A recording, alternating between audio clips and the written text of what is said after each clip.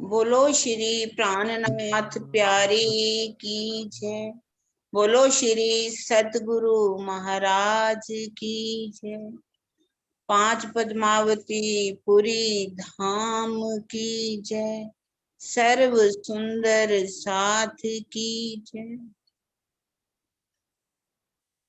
बंदो सति गुरु चरनी को करूं सो प्रेम प्रणाम। अशुभ हरन मंगल करन धनी श्री देव चंद्र जी नाम। श्री प्राणनाथ निज मूलपति श्री महिराज सुनाम। तेज कुंवर श्यामा युगल को पल पल करूं प्रणाम। पिया जी को पल पल करूं प्रणाम। कदी कहनी कही मुक्ते बिन रहनी न होवे काम। रहनी रूह पहुंचावही कहनी लग रही। सुंदर साथ जी, हम प्रेम का चांद सुन रहे हैं। सिर्फ सुने नहीं, इसको अपने जीवन में भी उतारें। क्योंकि कहना कहा भयो जो मुक्ति हो क्यों हो। जब लग चोट न निकसे फूट प्रेम बाण तो ऐसे लगत हैं अंग होते हैं टूक टूक। ये वाणी के वचन यदि हमारे हृदय में चुभ जाते हैं तो हमारा अंतःकरण इतना पवित्र हो जाता है, निर्मल हो जाता है, शरीर से ब्रह्मांड से हम हट जाते हैं और उस परमात्मा के प्रेम में डूब जाते हैं। फिर ना ये संसार दिखाई देता है और ना ये शरीर ही दिखाई देता। हमने बहुत प्यार से सुना कैसे महाराज जी प्रेम में डूबे हुए सुंदर साध की जो बाहर से आते हैं पाकिस्तान से कैसे सेवा करती हैं। सेवा सीखनी है सुंदर साध जी। हमने रात को घूमते हैं, जो भी सुंदर साध किसी के देखते हैं इस पे कंबल नहीं है, वो कंबल भी उड़ा देते हैं। एक छोटी सी घटना बहुत प्यारी है। एक सेठ जी आए हुए थे, बहुत उन्होंने एक कंबल दिया महाराज जी को, बहुत प्यारा कंबल। और महाराज जी ने देखा एक महात्मा तो रात को तड़फ रहे हैं। उसी समय उन्हीं के दिनों की बात है, उन्होंने वो कंबल लाके उस महात्मा के ऊपर डाल दिया। तो वो जो कहने लगे सुंदर साथ, महाराज जी इतना महंगा कंबल हमने दिया आपको, हमने तो आपके लिए दिया, आपने तो वो सुंदर साथ के ऊपर डाल, महात्मा जी के ऊपर डाल दिया, ये बहुत गलत किया। उन्होंने कहा आपने दे दिया ना, मेरे पास पहुंच गया, अब मेरी चीज है, मैं किसी को भी दूं। हमें भी कुछ शिक्षा लेनी है इससे।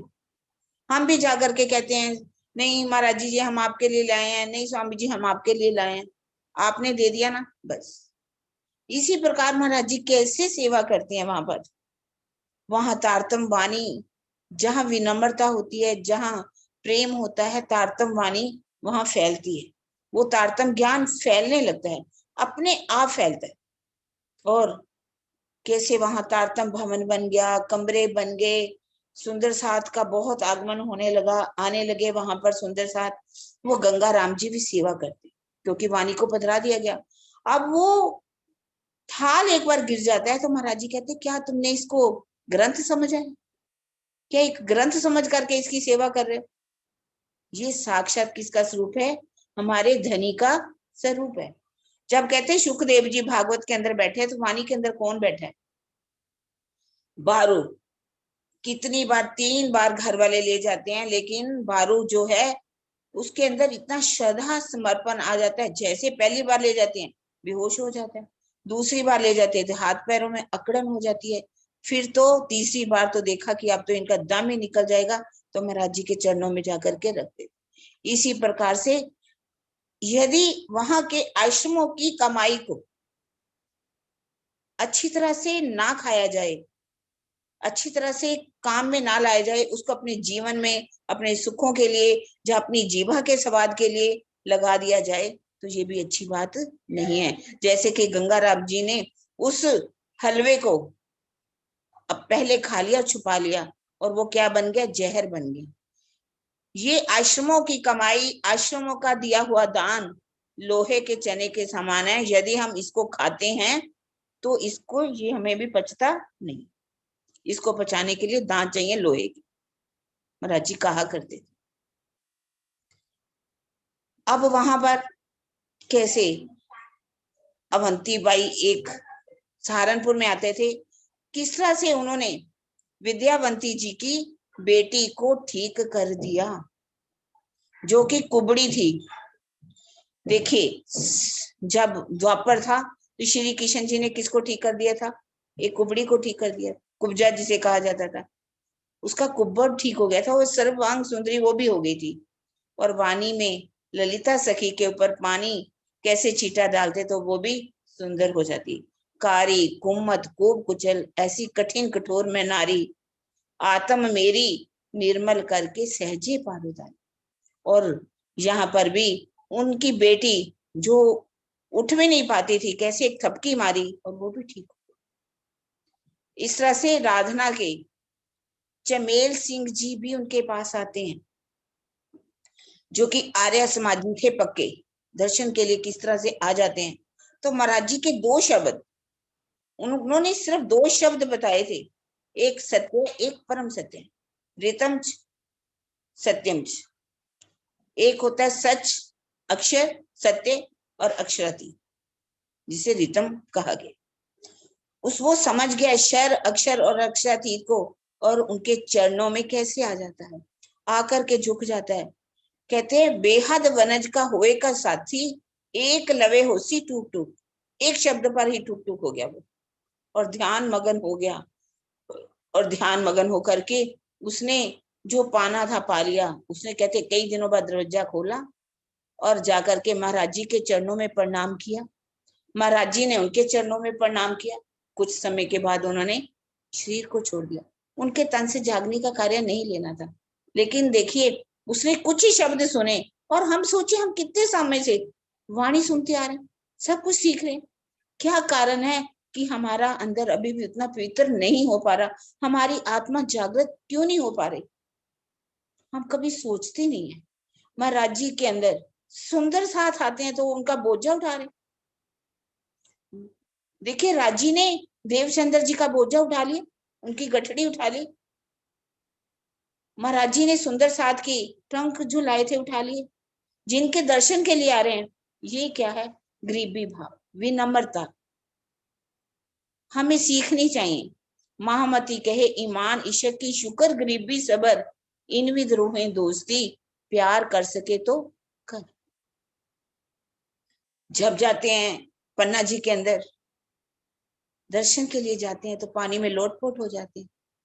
आप सबने बीतक सुनी अष्टपहर की सेवा में?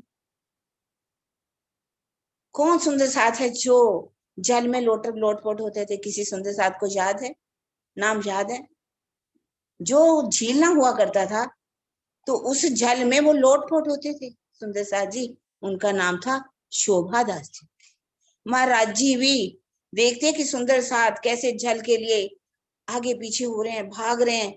तो महाराज जी ने देखा मैं आगे तो नहीं जा सकता, तो वो जल जो आ रहा था उनके स्पर्श करता, वो उसी में ही लोटपोट होने लगे बच्चों की तरह। शरद पूर्णिमा पर कैसे उन्होंने देखा सुंदर साथ जाता है वहां पर, अपने अपनी चूल्हे जलाता है, भोजन बनाता है, कितना समय खराब होता है। तो उन्होंने महाराज जी ने वहां पर लंगर ही शुरू कर दिया। आज भी शरद पूर्णिमा पर जाकर के देखो तो हमारे शेरपुर वालों की तरफ से आज भी वो लंगर अनावरत चल है। कितने प्यार से सेवा होती है, वो प्यार सिखाया हमारे महाराज जी ने, क्या हम सीख रहे हैं उनसे? और हमारे सरकार श्री ने कितनी सेवा की वहां, कितने और भी चमन लाल सिडाना, मेरचंद गिरधर और भी शीतल प्रसाद जी, कितने नाम आते हैं जो हर पल सेवा करते थे। और सरकार श्री ने जो पाया, आज उतनी उन्होंने सेवा से अपने सदगुरु को खुश कर लिया, तो उन्होंने कश्मीर में जाकर के परम धाम के दर्शन करा दिए। और सेवा कैसे करते थे? सेवा उनके बराबर कोई नहीं कर सकता, जिनको लोहे का घोड़ा कहा जाता था। भोजन की चिंता नहीं करते थे कि मुझे भोजन किया जाए, नहीं। सुंदर साथ को चिंता होती थी, जगदीश जी ने भोजन नहीं किया, जगदीश जी ने भोजन नहीं किया। जाकर के महाराज जी को कहते हैं, महाराज जी ये तो सेवा करते जा रहे हैं, तो आप उनको बुलाइए। महाराज जी ने उनको बुलाया, भोजन करने के लिए कहा। भोजन करने लगे तो भोजन बनाने वाले भी थक गए। अब महाराज जी ने क्या किया, जब कहा गया उन्होंने एक दाना खाया तो इधर सरकार श्री का पेट भी भर गया। कहा जाता है ना, द्रौपदी जब पांचों पांडवों के साथ जो द्रौपदी थी भोजन बना चुकी थी, बर्तन भी साफ हो गए चुके थे, दुर्वासा ऋषि 10,000 ऋषियों के साथ वहां पहुंच गए। उन्होंने कहा भोजन करना है हमें वहां पर। अब भोजन तो हो नहीं सकता था, बर्तन साफ हो चुके थे। कृष्ण जी ने कहा द्रौपदी क्या बात है, नाराज कैसे आज उदास है? कहती है ऐसे ऐसे दुर्वासा ऋषि आ रहे हैं। तो उन्होंने कहा दिखाओ, वो जो भोजन बनाने वाली थी उसमें एक दाना रह गया था। उनको जैसे ही उन्होंने खाया और 10,000 जो ऋषि थे दुर्वासा ऋषि, सबका पेट भर गया।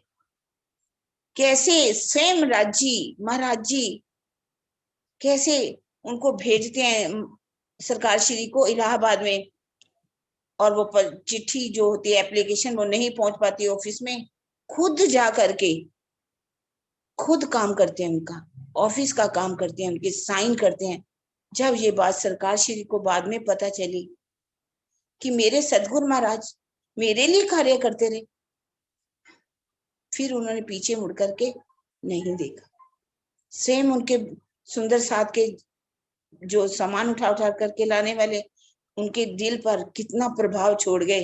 विनम्रता की ये निशानी है, प्रेम की निशानी है, सेवा की निशानी है।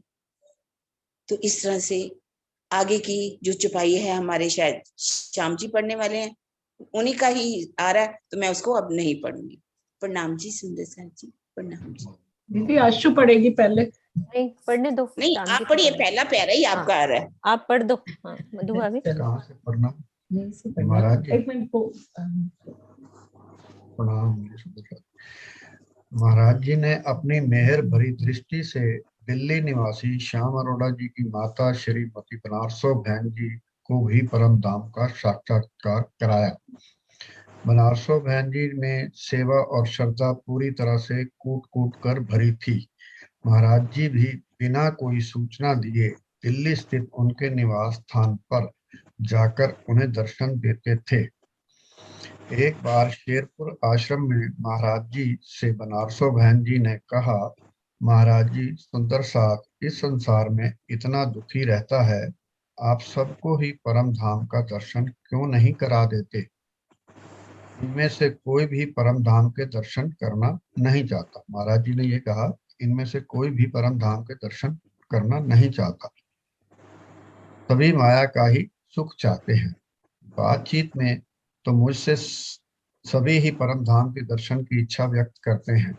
यदि ऐसी बात है तो तुम उन सब को एकत्रित कर लो, ले आओ, उनको पंक्तिबद्ध खड़ा करके एक एक करके मेरे पास भेजो। उनसे कहना कि आज तुम जो भी मांगोगे महाराज जी अवश्य पूरा करेंगे।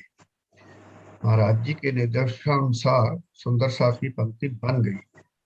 क्रमशः सभी ने आकर अपनी अपनी इच्छाएं व्यक्त करनी प्रारंभ की।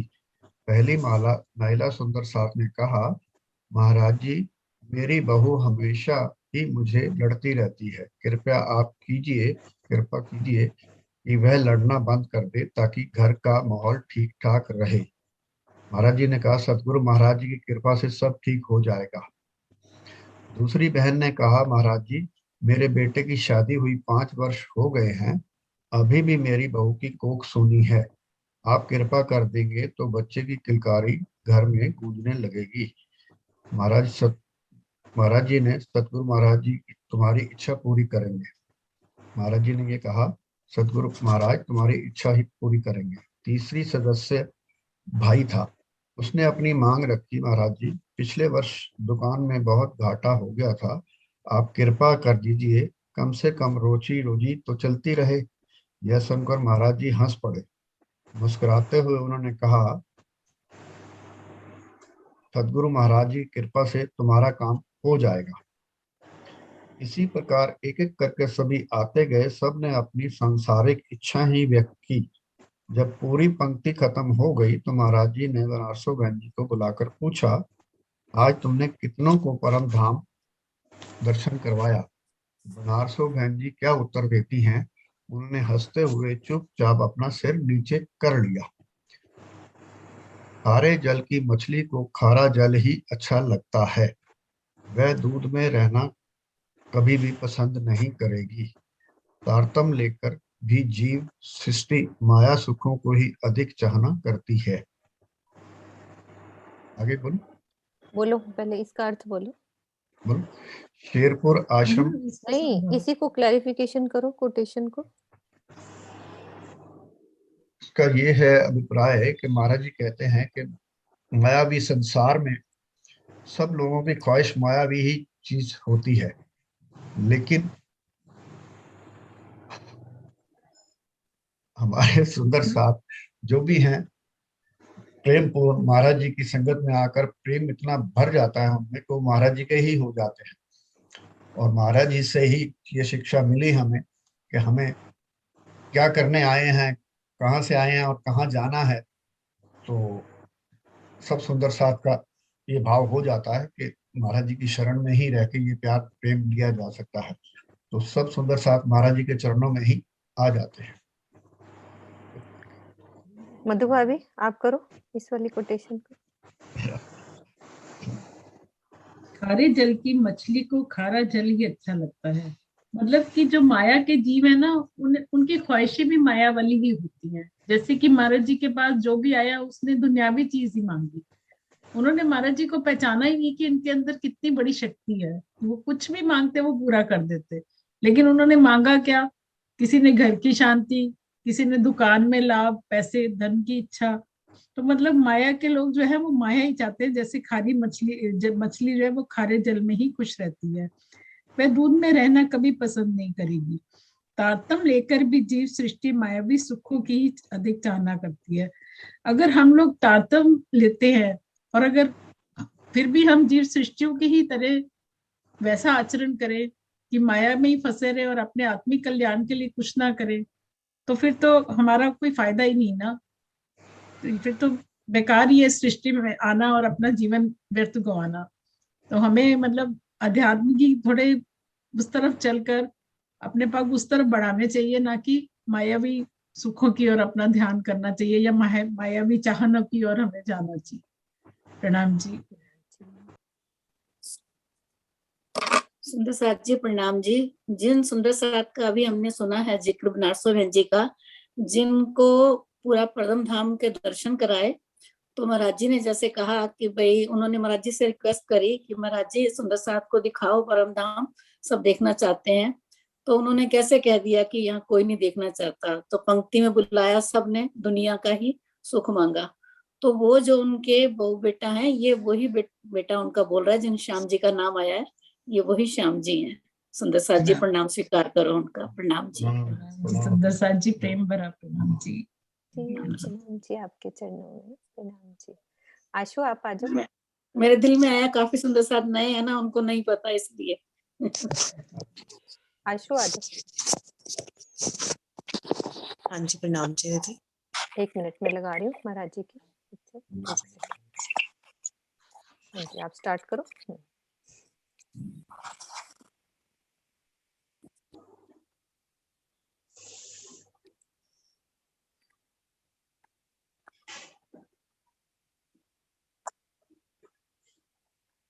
शुरू करें आशु? हाँ जी दीदी। Page number 540। शेरपुर आश्रम का वार्षिक उत्सव सतगुरु श्री राज नारायण महाराज की स्मृति में मनाया जाता है। उसमें सारे देश से सुंदर साथ एकत्रित होते हैं। महाराज जी हर महोत्सव में साधु महात्माओं को वस्त्र और कुछ रुपए भेंट किया करते थे। एक बार वार्षिक उत्सव में महाराज जी सभी साधु महात्माओं को विदाई दे रहे थे। उनकी लंबी पंक्ति लगी हुई थी। अचानक ही उन्हें किसी अति आवश्यक कार्य में लग जाना पड़ा।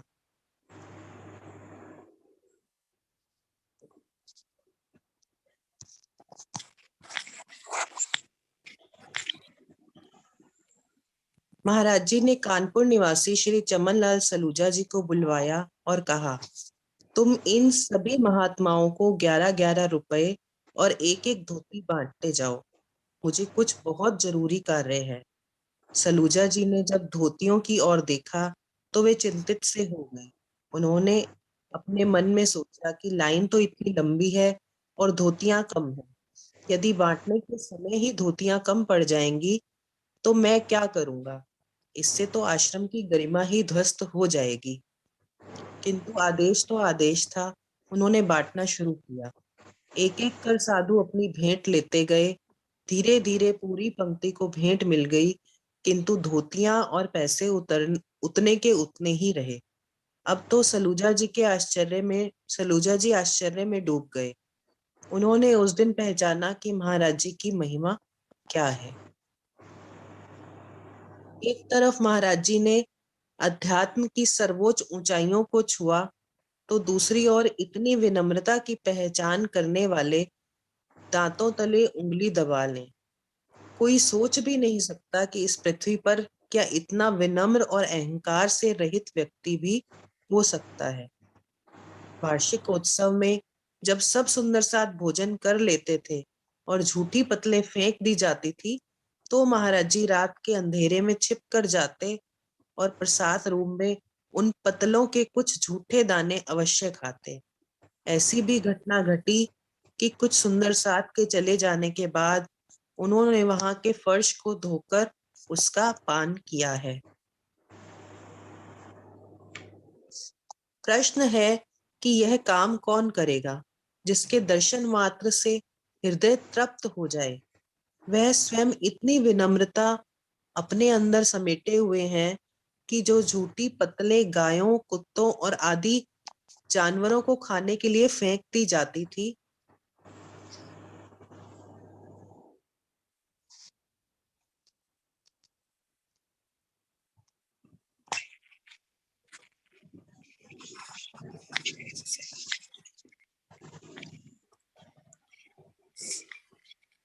उनमें पड़े हुए दानों को सुंदर साथ का प्रसाद समझकर ग्रहण करना बहुत दुष्कर है। ट्रस्टियों की कृपा से महंत और मठाधिपति बनने वालों के लिए तो यह स्वप्न में भी संभव नहीं है। सामान्य साधु महात्मा तो इसके बारे में सोच भी नहीं सकता। यह कहावत अक्षरशः सत्य है कि जो जितना महान होता है उतना ही विनम्र होता है। यदि कोई मनुष्य महाराज जी के आदर्शों को अंश मात्र भी अनुकरण कर ले तो वह धन्य धन्य हो जाएगा। प्रणाम जी। इसको पहले क्लैरिफिकेशन करो। आशुम बोलो। सुंदर साथ जी, अभी जो बात हमने सुनी और समझने की कोशिश करते हैं कि महाराज जी ने इतनी विनम्रता और सरलता से सब सुंदर साथ को अपने गले से लगाया और हर वक्त उनकी अपने सुंदर साथ की झूठन को भी राज्य का प्रसाद समझा। तो अपने सुंदर साथ के मन में अगर हम ये समझते हैं कि मेरे राज्य की बैठक है, उस चीज को उन्होंने इस तरीके से हमें समझाने की कोशिश की कि सुंदर साथ के दिल में मेरे राज्य बैठे हैं, तो सुंदर साथ को अगर कोई कष्ट आया तो वो मेरे राज्य के लिए को भी उससे दिक्कत होगी। इस चीज को दिल में बिठाकर उन्होंने सुंदर साथ की हर ख्वाहिश को और हर बात को पूरा करने की कोशिश भी की। उन महाराज जी के आदर्शों को अंश मात्र भी अनुकरण कर ले। क्या कहा है? अंश मात्र, तो वो धन्य धन्य हो जाएगा। तो जितनी जितनी बातें हमने पढ़ी हैं वो अंश मात्र महाराज जी कह रहे हैं कि उसका अंश मात्र भी यदि हम अनुकरण कर लें तो वह धन्य धन्य हो जाएगा। तो श्री प्राणनाथ फूलबंगज मंदिर में महाराज जी पधारे हुए थे। सुंदर साथ की बहुत अधिक भीड़ थी। कीर्तन तो हो रहा था। कीर्तन के बीच में श्री HKL भगत जी की पत्नी श्रीमती आशा भगत जी भी पहुंच गई और पीछे बैठ गई। वे अपने मन में सोच रही थी कि कितना अच्छा होता कि महाराज जी मुझे अपने पास बुलाकर बैठाते और अपने गले का हार मुझे दे देते। थोड़ी ही देर के पश्चात विचित्र घटना हुई। महाराज जी ने आशा भगत जी को अपने पास बुलवाया तथा अपने गले का हार पहनाकर स्पष्ट रूप से कह दिया कि मेरे पास बैठो। अब तो आशा बहन जी मन ही मन सोच रही थी कि महाराज जी कितने अंतर्यामी और दयालु हैं, जिन्होंने मेरे मन की भावनाओं को तुरंत ही जान लिया।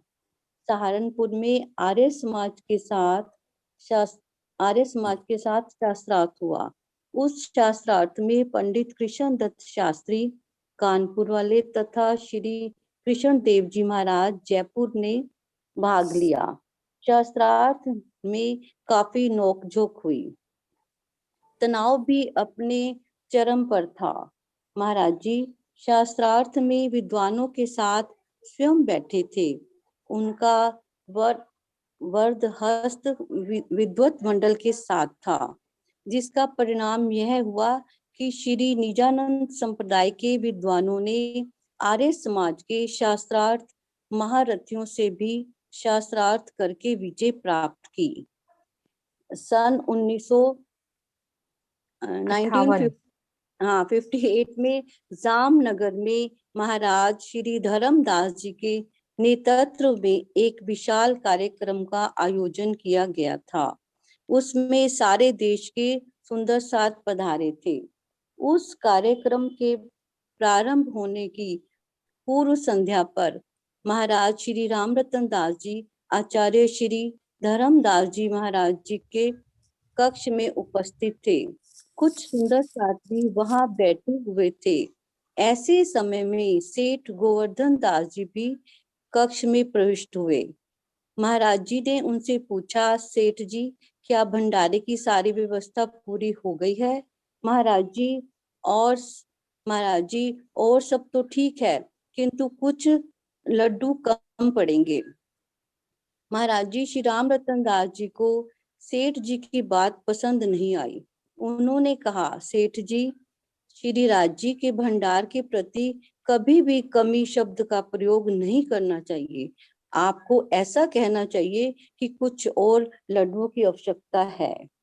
सेठ जी ने अपनी भूल स्वीकार करते हुए क्षमा मांगी। तत्पश्चात महाराज जी श्री राम रतन दास जी ने उनसे कहा, आप मुझे भंडार घर में चलकर दिखाइए कि कितने लड्डू बने हैं। महाराज जी को लेकर सेठ जी भंडार घर में गए। वहां महाराज जी ने देखा कि कई कमरों में लड्डू और गठिया भरी पड़ी हैं। उसे देखकर महाराज जी ने स्पष्ट रूप से कह दिया, यही बहुत है, अब और बनवाने की कोई आवश्यकता नहीं है। जब कल आप भोजन प्रारंभ करवाएंगे तो मुझे अवश्य बुलवाने का कष्ट कीजिएगा। दूसरे दिन भोजन से पूर्व सेठ गोवर्धन दास जी, परमहंस महाराज जी, श्री राम रतन दास जी सहित अन्य कई महाराजों को भंडार में ले गए। वहां जाकर महाराज जी ने अगरबत्ती जलाकर तारतम का पाठ किया और भोजन प्रारंभ करवा दिया। उन्होंने सभी को आश्वस्त कर दिया कि श्री राज समाज की कृपा से किसी भी वस्तु की कमी नहीं पड़ेगी। बहुत ही विचित्र सा चमत्कार हुआ। महाराज जी का कहा हुआ एक एक शब्द अक्षरशः सत्य हुआ। साप्ताहिक कार्यक्रम पूरा होने के पश्चात भी कई कमरों में लड्डू बचे रह गए, जिससे सब सुंदर साथ को घर जाते समय प्रसाद के रूप में वितरित किया गया।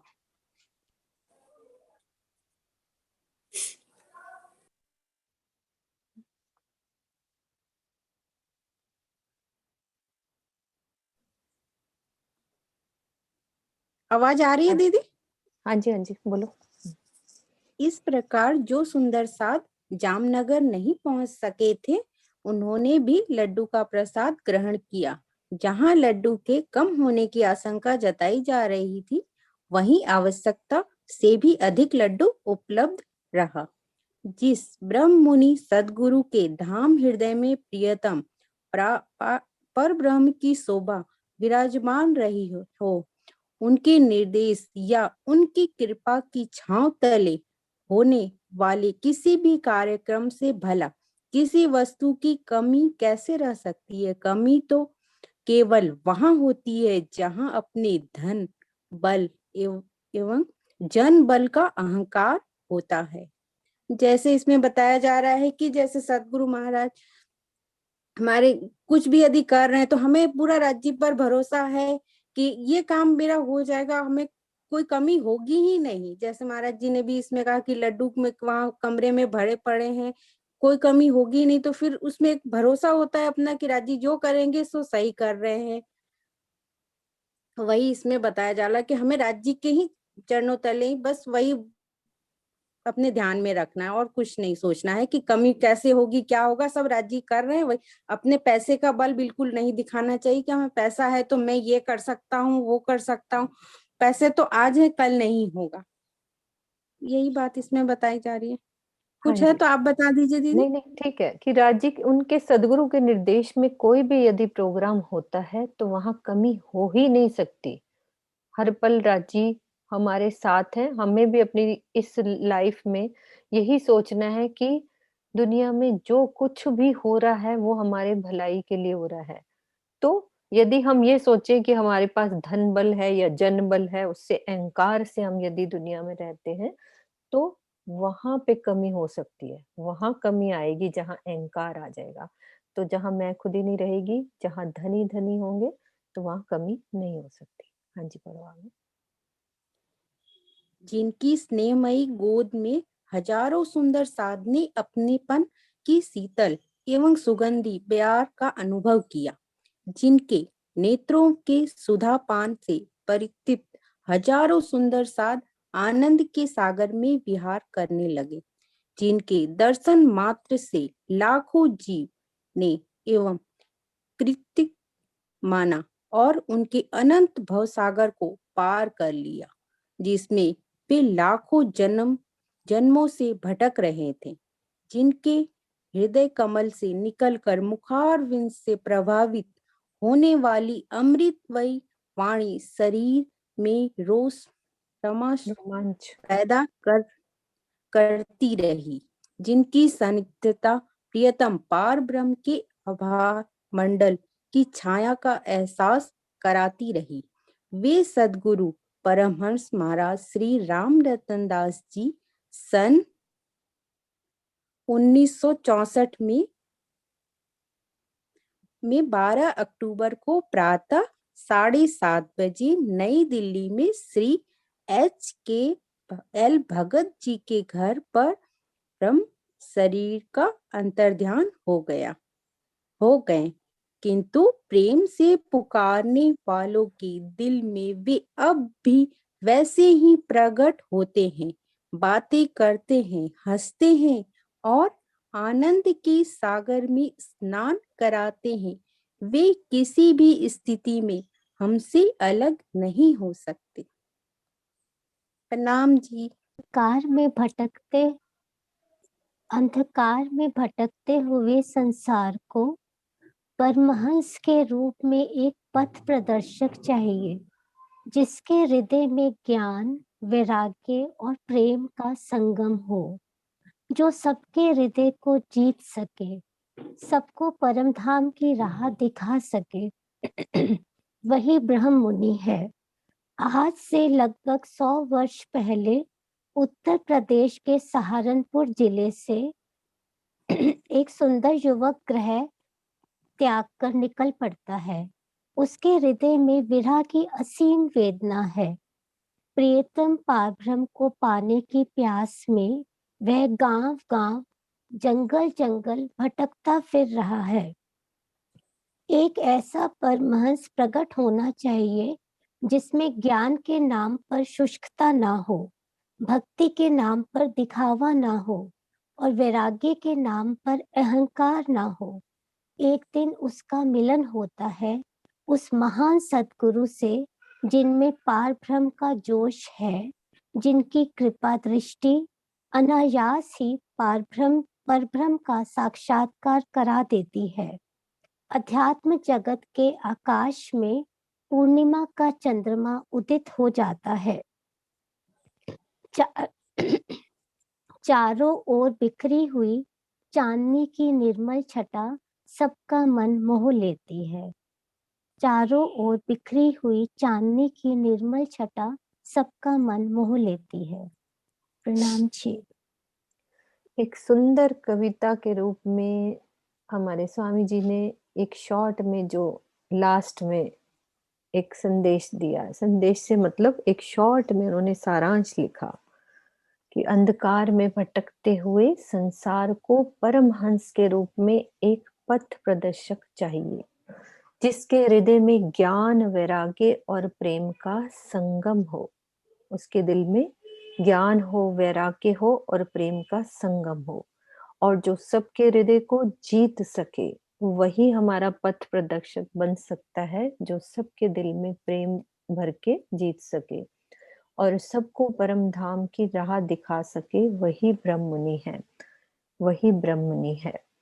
ठीक है सरोजिनी, इसके आगे दोबारा रिपीट करो।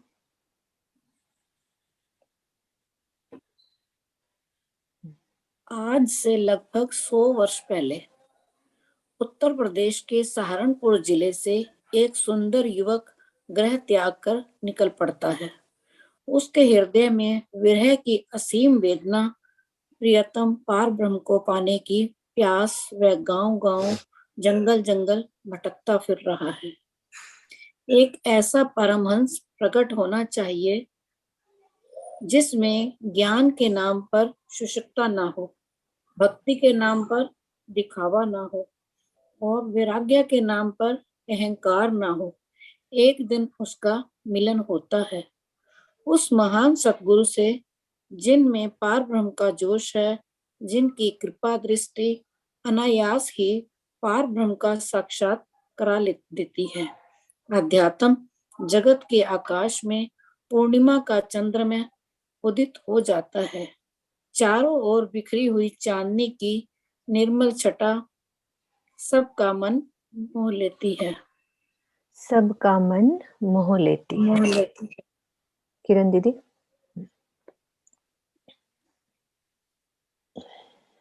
हाँ जी। सबका मन मोह लेती है। राजी की अंतिम पंक्तियां प्रेम के चांद की, प्रेम की जो लहरें बिखेरी हैं मेरे श्री राम रतन महाराज जी ने, उन लहरों को हर रूह ने, यहाँ पे हर सुंदर साध ने महसूस किया होगा अपने अंदर। वो करंट, वो सतगुरु की याद, वो पल महसूस किए होंगे हर सुंदर साथ ने, जो सबके चेहरे से नजर आ रहे हैं कि कितना आनंद आया। हाँ जी दीदी, लो आप।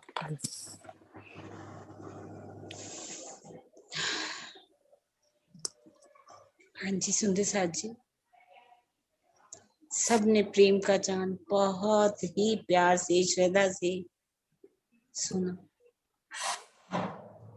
कैसे प्रेम का चांद कहलाए हो। चंद्रमा क्या होती है? शीतलता, और वो भी शीतलता की प्रेम के सागर थे, जिन पर भी उनका मेहर भरा हाथ उन्होंने रख दिया, जिसके ऊपर भी उनको उन्होंने परम धाम के दर्शन करवा दिए। प्रेम में डूब गए वो सुंदर साथ जी।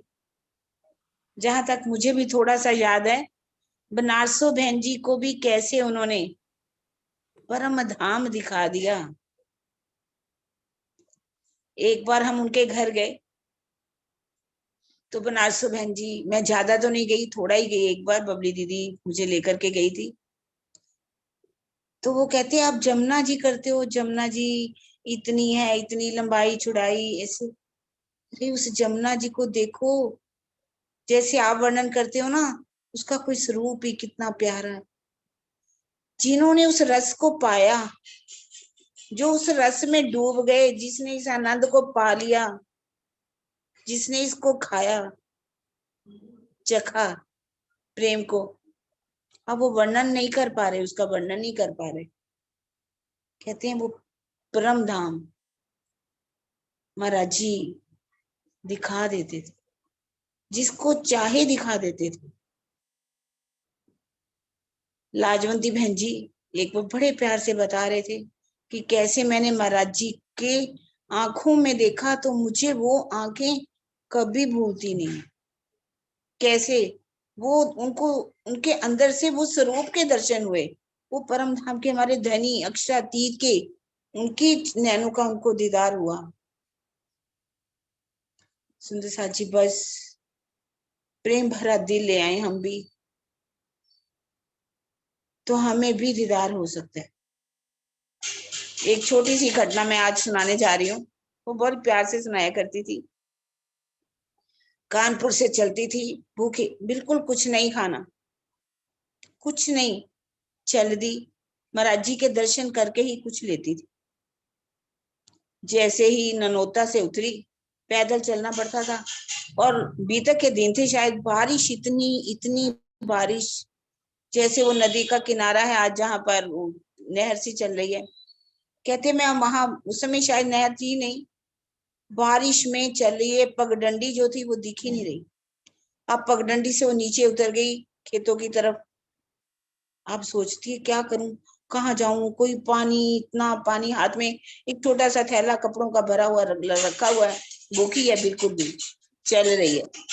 कह रही है महाराज जी आज तो आप मुझे पार करा दो। महाराज जी कैसे मैं करूंगी, सोचे जा रही है। एक छोटा सा लड़का 10-12 साल का सामने आ गया। माता जी कहाँ जाना है? मुझे बेटा शेरपुर जाना है, तू मुझे रास्ता बता दे, मैं तुझे 1 आना दूंगी। कहती 1 आना दोगे? हाँ चलो ठीक है। अब उन्होंने बाजू पकड़ी, उनको बगडंडी पर लगा दिया और अब वो पहुंचती पहुंचती जुड़ोदा पांडा में पहुंच गई। अब जुड़ोदा पांडा में भी मंदिर था, चारों, एक मंदिर था उसके, कहते चारों तरफ जो था ना, इतना पानी इकट्ठा हो गया, इतना पानी इकट्ठा हो गया, रास्ता नहीं पता चल रहा कि मुझे अंदर जाना है तो कौन सा रास्ता है। कहती जैसे मैं अंदर जाने लगी तो मैं पानी में डूबने लगी। किसी फिर ने आकर के मेरा हाथ पकड़ा, माता जी कहाँ जा रही हो, डूब जाओगी। उन्होंने भी उनको अंदर रास्ते का सही बताया और अंदर चले गए। जब अब अगले दिन कपड़े रात को सुखाए, सब भीग चुके थे। आज की तरह तो ऐसे नहीं थे बैग जिसमें पानी नहीं जाता। सुखा सुखू के वहां कैसे कपड़े पहनकर मंदिर में, वहां जब शेरपुर आश्रम में पहुंची, महाराज जी के पास बैठी तो महाराज जी कहते हैं आ गई तू, लज्जा आ गई? कहती हाँ महाराज जी मैं आ गई, पर कहती बहुत मुश्किल था।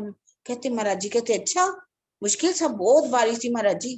कहने लगे अच्छा, बात तो करती हो आने की और देती हो 3 पैसे। महाराज जी खुद पहुंचाते हैं अपनी लाडली रूहों को, कैसे लेकर के आते हैं, पानी में डूबने भी नहीं देते। उन खुद हम देखते हैं कैसे प्राणनाथ जी ने छत्रसाल जी को अपना कंधा दे दिया, और वो महाराज जी प्रेम का सागर, प्रेम का स्वरूप, अपनी रूहों से कितना लाड करते हैं। हम भी, हाँ हम भी लाड को लेना चाहते हैं, हम भी उन पर प्रति श्रद्धा रखें। परमहंस, सभी परमहंसों के प्रति, कोई भी परमहंस हो, सबकी जीवनी को पढ़ेंगे ना आप, तो आपको कुछ ना कुछ मिलेगा ही। हमें उनके प्रति श्रद्धा, समर्पण, प्रेम रखना चाहिए। प्रणाम जी सुंदर साथ जी, प्रणाम। शेरपुर वाले तेरी नजर करम हो जाए,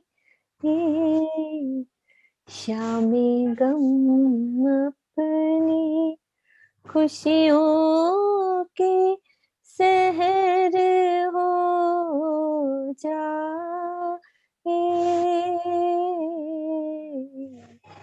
शेरपुर वाले तेरी बिगड़ी बन जाएगी और रंज भी मिट जाएगा,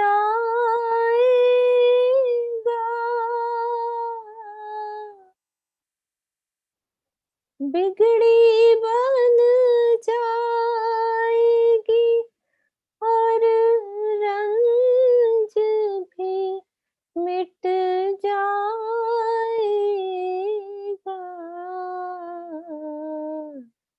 चाहे थोड़ी ही सही कुछ तो इधर हो जाए,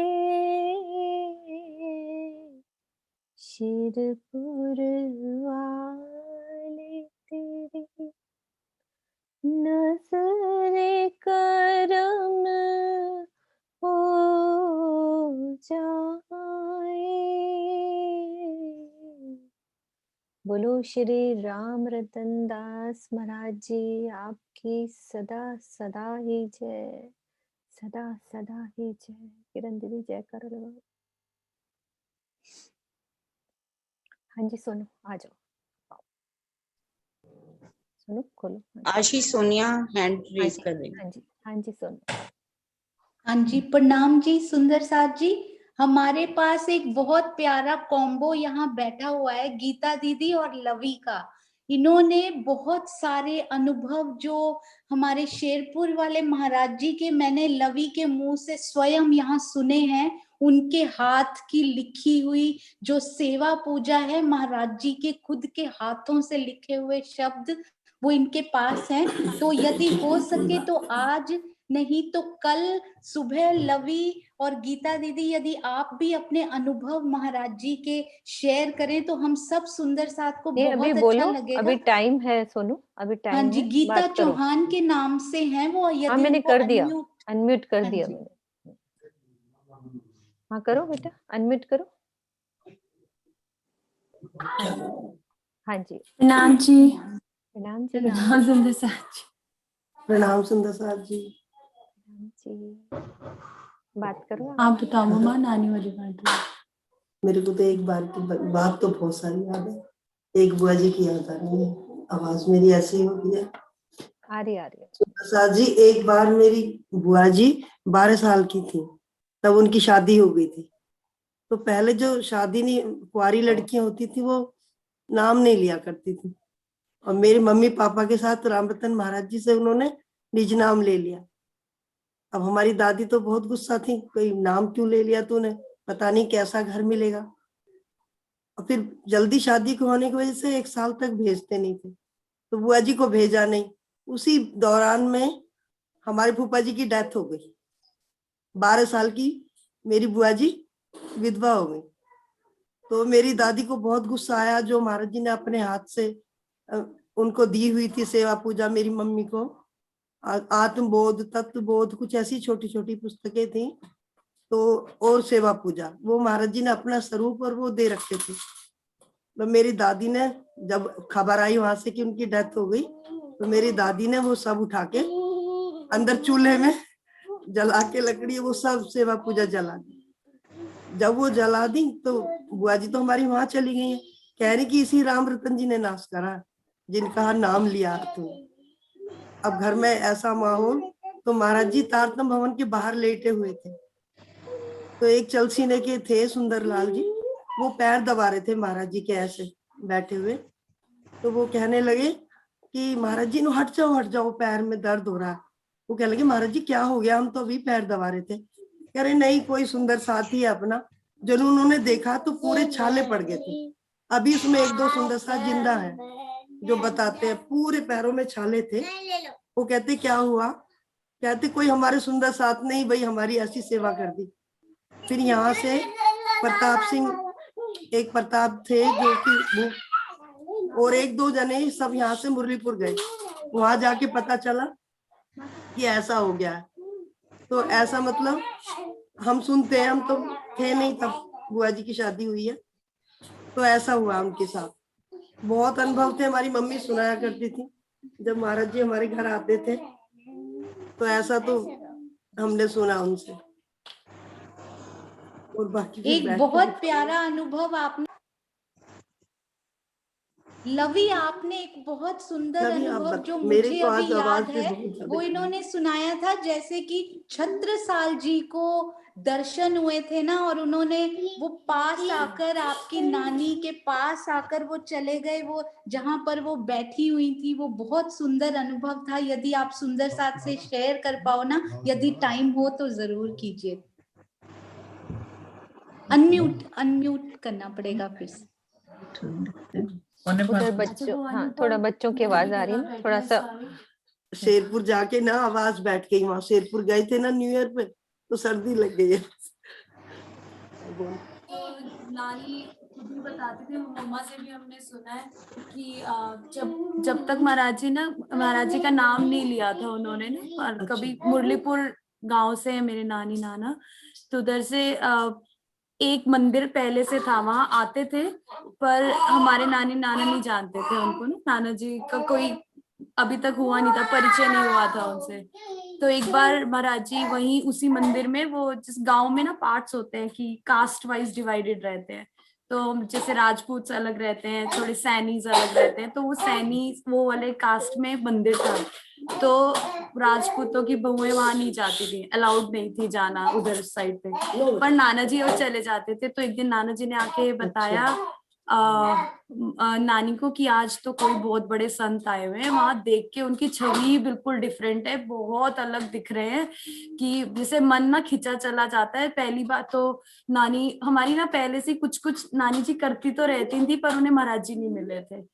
तो नानी जी को एक बार ऐसे बताते हैं कि कोई उन्हीं के, जब वो छोटी थी तो उनको कोई नाम लेके जाने लगा था, नाम दिलाने, मामा जी के वो राधा स्वामी का नाम ले रखा था उन्होंने। तो वो छोटी थी तो उनका बड़ा मन था मैं कहीं जुड़ जाऊं, जैसे आत्मा साफ थी, जी बहुत सच्चा था, तो एकदम मन करता था कहीं जुड़ जाऊं। तो उनको बोला किसी ने कि हम ले चलते हैं राधा स्वामी के यहाँ, तो उन्होंने बोला ठीक है कल जाए। ये दूसरी स्टोरी है, मतलब ये उससे इस लिंक्ड है इसलिए बता रही हूँ। तो वो उन्होंने बोला कि मैं नाम कल चलेंगे सुबह नाम लेने, राधा स्वामी थे वो, उनके लिए। तो फिर रात को नानी सोई तो उनके सपने में कोई आया, उन्होंने बोला तू कल कहाँ जा रही है, तेरे गुरु तो ये है। सपने में उन्होंने देखा कि व्हाइट कुर्ते पजामे में एक छवि खड़ी है, उन्होंने अच्छे से वो देख भी लिया। उन्होंने बोला कि तेरे गुरु तो ये है, तू कल कहाँ जा रही है, तू कल मत जाना नाम लेने। तब वो छोटी थी, तो फिर नानी ना नहीं गई कि मैं इंतजार करूंगी इनका कि कौन है ये, कभी मिलेंगे। तो जब नाना जी जब बड़े हो गए, वो शादी हो गई, जब अब महाराज जी गाँव आए हुए थे, तो नाना जी ने आके जब उन्हें बताया कि वो तो व्हाइट कुर्ते पजामे, कुर्ता धोती में ऐसे और ऐसा स्वरूप है, तो नानी को अपना सपना याद आया कि मैं एक बार इन्हें देखना चाहती हूँ, कौन है ये, कि मैंने अपने सपने वाले उन्हें याद थे कि उन्होंने किसको देखा था। तो फिर वो नाना जी बोले ना वो तो हो नहीं सकता, लेके तो नहीं जा सकते, उस एरिया में बहुएं नहीं जाती राजपूतों की। तो नानी बोली कि मुझसे तो ना हुआ नहीं, मतलब वो नाना जी तो चले गए, रात को कीर्तन था। अब मम्मा बताएगी। फिर वो मेरी मम्मी कहने लगी दादी से कि माता जी हमको लेके चलो, वहाँ कौन आ रहे हैं। वो कह रही नहीं राजपूतों की बहुएं ऐसे नहीं जाती सानियों के मंदिर में। वो कह रहे कि अच्छा तो फिर तू ऐसे कर, मेरी साड़ी पहन ले। कह रही माता जी मैं गंदी सी वो खेस ओढ़ लूंगी, किसी को पता ही नहीं चलेगा कि ये राजपूतों की बहू है। तो कह रही मैंने ऐसे खेस ओढ़ लिया, जैसे कि गांव में खेस बोलते हैं, व्हाइट चादर को जो जेंट्स लोग पहनते हैं, तो उसे ओढ़ के ऐसे चली गई और दूर ही बैठ गई जहाँ जूते निकल रहे थे। तो वो आगे तो गई नहीं वहां, तो वहां जहाँ सब सुंदर साथ के जूते निकले थे वहां ऐसे करके बैठ गई। तो मेरी दादी तो औरतों में बैठ गई। फिर महाराज जी वहां से उठे, तो जब वो वहां से उठ के चले तो उनके साथ कई लोग चलते थे पीछे पीछे। शोर हो रहा है, समझ नहीं आ रही ना बात, कुछ भी शोर बहुत हो रहा है। कर लेगा। बोलो श्री प्राणनाथ प्यारी की जय, बोलो श्री सदगुरु महाराज की जय, 5 पद्मावती पुरी धाम की जय, सर्व सुंदर साथ की जय, राम रतन दास महाराज जी आपकी सदा ही जय, शेरपुर महाराज जी की जय। प्रणाम जी।